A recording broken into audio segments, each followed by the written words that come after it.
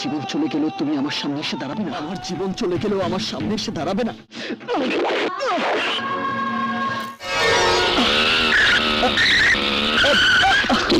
ছাতার চাইতে ওড়না সামলানোটাই মেয়ে হিসেবে তোমার কর্তব্য ছিল।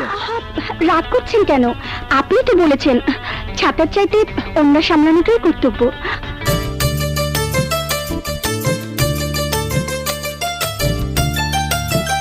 আলতা দুধে কে মেশালো সোনার বরণ। ভালোবেসে বিয়ে করেছিলেন ঢালিউডের জনপ্রিয় দুই তারকা শাকিব খান ও অপু বিশ্বাস। কয়েক বছরের মাথায় তাদের দুজনের দুটি পথ দুদিকে বেঁকে যায়।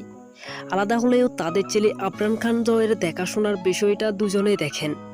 সম্প্রতিও ভারতীয় সংবাদ মাধ্যমে আনন্দবাজারের ক্যারিয়ার শাকিবের সঙ্গে বর্তমান সম্পর্ক শাকিবের পরিবার নিয়ে কথা বলেছিলেন অপু বিশ্বাস।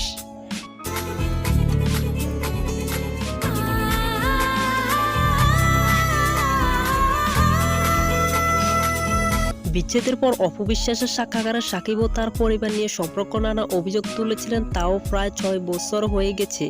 6 বছর পর অপু বুঝতে পেরেছেন শাকিব ও তার পরিবার নিয়ে নেতিবাচক কথা বলাটা ঠিক হয়নি। সে সময় সম্প্রতি ভারতীয় সংবাদ মাধ্যমে আনন্দবাজার দেওয়া সাক্ষাৎকারে অপু বিশ্বাসের জন্য দুঃখজনক প্রকাশ করেছেন।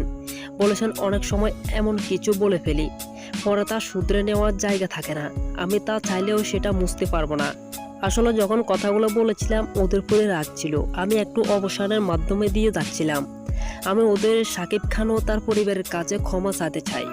আমার শ্বশুর শাশুড়ি খুব বলমানের মানুষ। আমি ভাগ্যবান তাদের পেয়েছি। আমার জীবনে বাবা মায়ের ঘাটতি পূরণ করেছেন তারা। শাকিবের সঙ্গে জুটে হয়ে অপুর উপহার দিয়েছেন অনেক সফল চলচ্চিত্র। শাকিব খানের সঙ্গে 80টিরও বেশি চলচ্চিত্র অভিনয় করার সুযোগ তার ক্যারিয়ারে সব দিয়েছে। তার ক্যারিয়ার সব অর্জনের কৃতজ্ঞ শাকিব খানের বলে মনে করেন অপু বিশ্বাস।